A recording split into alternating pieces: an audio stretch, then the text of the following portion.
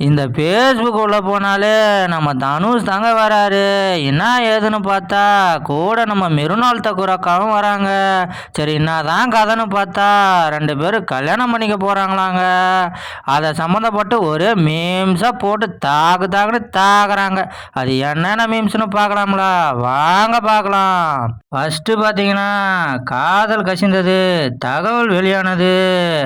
அதுக்கப்புறம் பார்த்தீங்கன்னா டீனா விஷயம் கேள்விப்பட்டேன், நீ யாரு, உன் ரேஞ்ச் என்ன, உன் லெவலுக்கு போய் போய் இந்த சினிமா போலனக்காலாம் ஒரு ஆளான அப்படின்னு நான் சொல்லலைங்க, மீம்ஸில் போட்டு இருக்காங்க.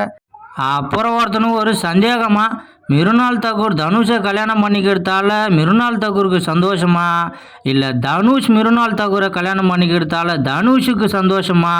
ஏன்னா தனுஷ் ரொம்ப வருஷமாக இண்டஸ்ட்ரியில் இருக்காரு, ஆனால் இந்த மிருனால் தகூர் அக்கா நேற்று தான் வந்தாங்க அப்படின்னு அவருக்கு ஒரு சந்தேகமா. அப்புறம் பார்த்தீங்கன்னா இந்த ஒரு மீம்ஸு, வந்து வாழ்ந்து பார், நான் சொல்கிறது உனக்கு அப்போ புரியும். அப்புறம் பார்த்தீங்கன்னா நம்ம தனுஷ் ட்விட்டரில் ஒரு ட்வீட் பண்ணியிருக்காரு, லுக்ஸ் அண்ட் சவுண்ட்ஸ் குட்னு. அதுக்கு நம்ம மிருனால் தகுராக்கா ஹார்ட்டின் சிம்பிளை விட்டு இந்த சூரியகாந்தி பூலாம் போட்டிருக்காங்க. அவர் எந்த லுக்கை சொல்கிறாரு எந்த சவுண்டை சொல்கிறாருன்னு தெரியல.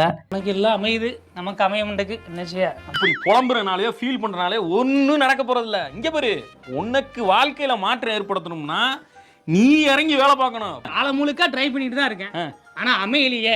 உனக்கு அமைஞ்ச மாதிரி அமையலையே. இப்போ கல்யாணம் பண்ணிட போற, ஆனா எனக்கு என்ன மாப்பிள்ள வாழ்க்கை? எல்லாருக்கும் சரிசமமா கொடுக்கணும் வாழ்க்கைய.